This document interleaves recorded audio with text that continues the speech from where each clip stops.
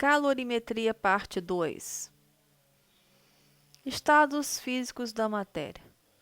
Bom, o estado físico da matéria ele é definido pelas forças que atuam no seu interior.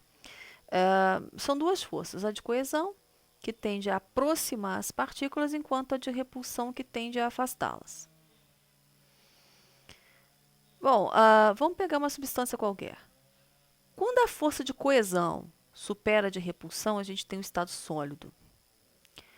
Quando as forças apresentam a mesma intensidade, a gente tem a substância no estado líquido. Agora, quando a força de repulsão superar a de coesão, o estado da matéria será o estado gasoso.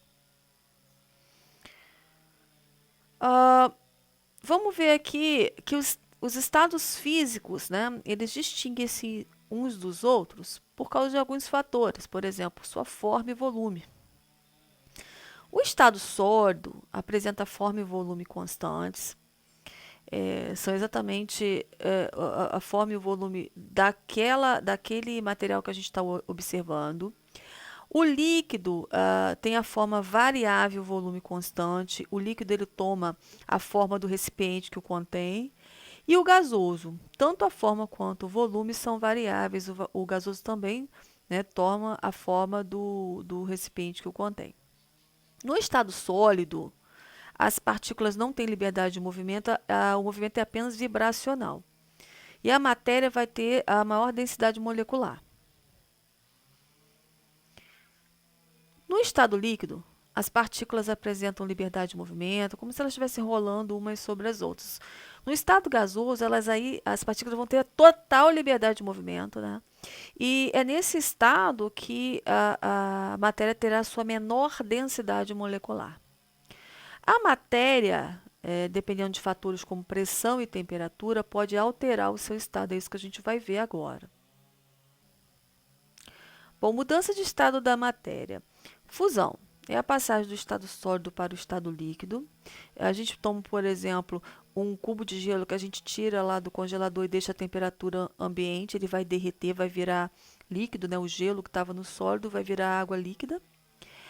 A vaporização é a passagem do líquido para o gasoso e tem 3 jeitos disso acontecer. A calefação, que essa passagem do líquido para o gasoso vai ser muito rápido, quase instantâneo. Por exemplo, se você pegar gotas de água e derramar numa chapa metálica aquecida, aquilo vai, né, chega a expandir, chega a fazer um barulhinho. Então, logo, logo, a água, ao um contato com a chapa metálica, ela vaporiza, né, ela vira vapor. A ebulição, que vai acontecer essa passagem do líquido para o gasoso, mas por meio do aquecimento direto de todo o líquido. É você colocar uma água para ferver, né, dentro de uma panela no fogão, e aquilo, depois de um certo tempo, ela começa a ferver e se transformar do líquido para o gasoso. A evaporação também, né, vai acontecer essa passagem, só que essa passagem vai acontecer na superfície do líquido, é que você secar a roupa em um varal. O contato da superfície da roupa, ou com vento, ou com sol, vai fazendo com que essa água da superfície da roupa vai se evaporando, né? Liquefação ou condensação é a passagem do estado gasoso para o líquido. Um exemplo é você pega um frasco metálico e coloca ele numa temperatura elevada, coloca no sol, depois de um certo tempo você vai ver que vai ficar aquele monte de gotícula em volta do frasco. É a água ali que vai se liquefazendo, né? A solidificação é a passagem do líquido para o estado sólido. Aí é ao contrário do que a gente viu anteriormente. Ao invés de a gente tirar o gelo do congelador, a gente vai colocar a água na forma e vai levar no congelador. Depois de um certo tempo, essa água virou um cubinho de gelo.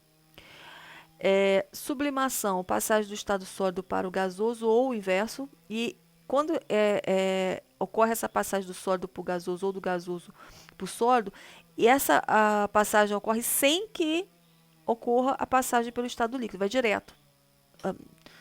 Um exemplo é a sublimação do gás carbônico sólido, conhecido como gelo seco, em exposição à temperatura ambiente. A gente vê muito isso em show. Você coloca o gelo seco no palco e depois de um certo tempo, o gelo seco vira gás, né? Formando aquela coisa meio assim nebulosa lá no palco. Bom, aqui tem um esquema de mudança de estado, então vamos lá. Vamos imaginar o gelo seco aqui, ó, sólido para o gasoso direto, sem passar pelo líquido, né? O gelo seco é aquecido. Sublimação é ao contrário, né? Também, se for do gasoso para o sólido, também ocorre a sublimação. A fusão é do sólido para o líquido quando eu vou aquecer, por exemplo, o gelo, né? Aquecer o gelo, ele vai derreter e virar água. E a solidificação é o contrário, né? Você tem aqui um líquido, você resfria esse líquido, pega a água, né? Resfria ela, que ela vai se solidificar virando gelo. Então, vai do líquido para o sólido. A vaporização, você tem um líquido, você aquece ele, ele vai virar um gás, né? Vai sair do estado líquido para o estado gasoso, aquecendo esse líquido. E quando você tem, ao contrário, um gás, você vai resfriar esse gás, né? Então ele vai virar líquido. Então eu tenho uma liquefação. Vejamos as curvas de aquecimento e resfriamento da água. Curva de aquecimento, vamos tomar água a menos 20, gelo, e eu vou aquecer esse gelo. Então, aqui eu tenho calor sensível, aqui eu tenho aquecimento, aumentando a temperatura desse gelo. Quando esse gelo chega a 0 grau, ele derrete, então ocorre a fusão. Durante todo o processo de fusão, a temperatura permanece constante a 0 grau. Então, aqui o calor é latente, permanece temperatura constante, calor latente. Aí, se fundiu, virou líquido. Vou aquecer esse líquido a 100 graus, até chegar a 100 graus. Durante todo o aquecimento do líquido aqui, eu tenho calor sensível, que a temperatura vai aumentando. Quando essa água chega a 100 graus, ela começa a vaporizar, né? Começa a virar vapor. Passa do estado líquido para o gasoso. Então, durante todo esse processo, ela vai manter a temperatura constante de 100 graus. Então, aqui eu tenho calor latente. Quando esse vapor atinge, toda essa água vira vapor, né, atinge o estado gasoso, esse gás continua sendo aquecido. Então, aqui novamente eu tenho calor sensível, porque esse gás, essa água, o vapor de água continua sendo aquecido aqui, ó. Então, essa aqui é a curva de aquecimento da água. A curva de resfriamento é o contrário, né? Você tem uma água que está mais de 100 graus, né, na forma de vapor, está no estado gasoso. Aí você vai resfriando esse vapor, então aqui é o calor sensível, vai diminuindo a temperatura até chegar a 100. Quando esse vapor chega a 100, ele começa a se condensar, ele vai se transformar de gasoso para líquido. Durante todo esse processo, a temperatura permanece constante a 100, então aqui eu tenho calor latente. E aí o que acontece? Condensou, virou tudo líquido. Vou começar a resfriar esse líquido. Vou começar, né, a diminuir a temperatura desse líquido. Durante todo esse processo que eu vou diminuindo, resfriando esse líquido, eu tenho calor sensível, porque a temperatura está diminuindo, até chegar a 0 grau. Quando essa temperatura chega a 0 grau, essa água começa a se solidificar, começa a virar gelo. Então, durante todo esse processo aqui, ó, enquanto ela está virando gelo, está passando do líquido para o sólido, a temperatura permanece constante a 0 e aqui eu tenho calor latente. Ah, aí que virou sólido, já tem o gelo. E eu vou resfriar ainda mais esse gelo, vou diminuir a temperatura desse gelo, por exemplo, até chegar a menos 20. Ao diminuir essa temperatura, aqui nesse pedacinho aqui, ó, esse pedacinho do nosso gráfico, a gente vai ver que aqui eu tenho calor sensível porque a temperatura está diminuindo. Então, essa é a curva de resfriamento da água. Capacidade térmica é a quantidade de calor que deve ser absorvida ou cedida por um corpo para que esse corpo varie 1 grau, sua temperatura. Eu tenho as fórmulas. Capacidade térmica é a quantidade de calor dividido pela variação de temperatura. Nessa segunda fórmula, eu só estou abrindo a fórmula de quantidade de calor, que é massa, calor específico, vezes variação. Dessa fórmula aqui, na hora que eu corto o numerador e denominador, que é ΔT, eu sobro o quê? Uma terceira fórmula, que é capacidade térmica igual a M vezes C, massa vezes calor específico. Um exemplo, um corpo de massa 50 gramas, recebe 300 calorias, quantidade de calor.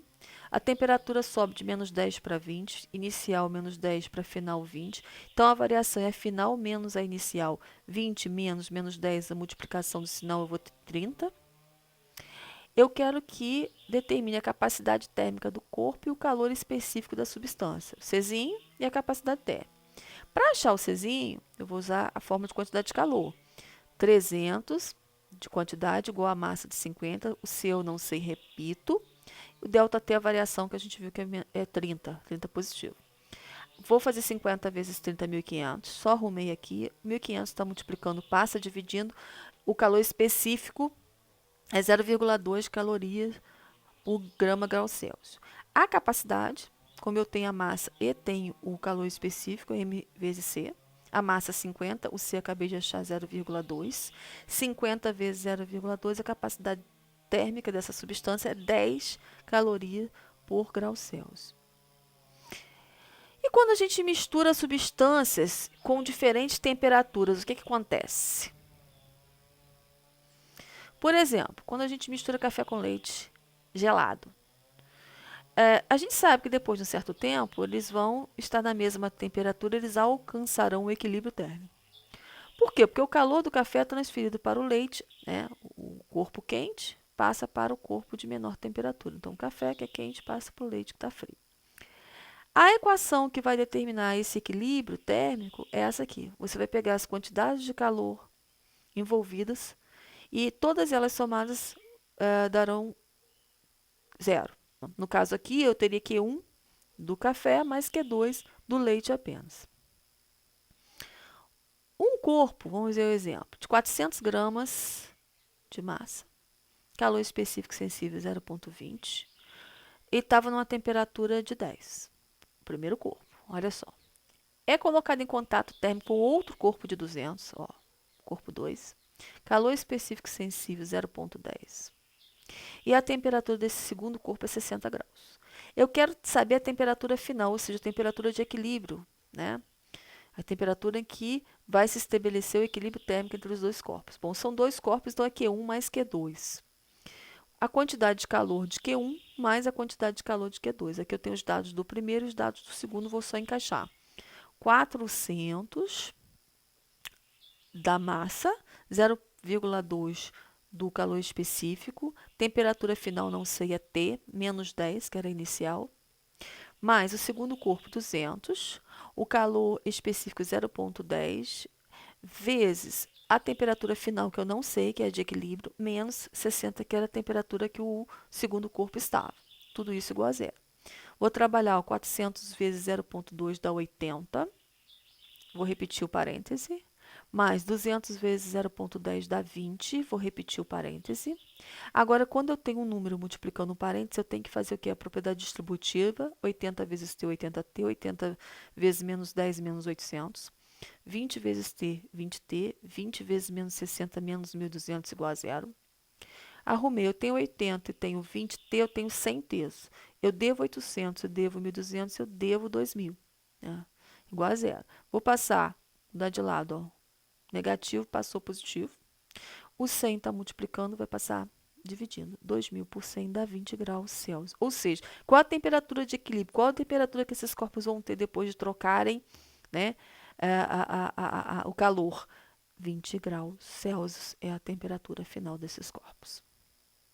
Essas foram as referências utilizadas nessa videoaula. Eu sou a professora Rosivar Marraleide Sanches. Muito obrigada.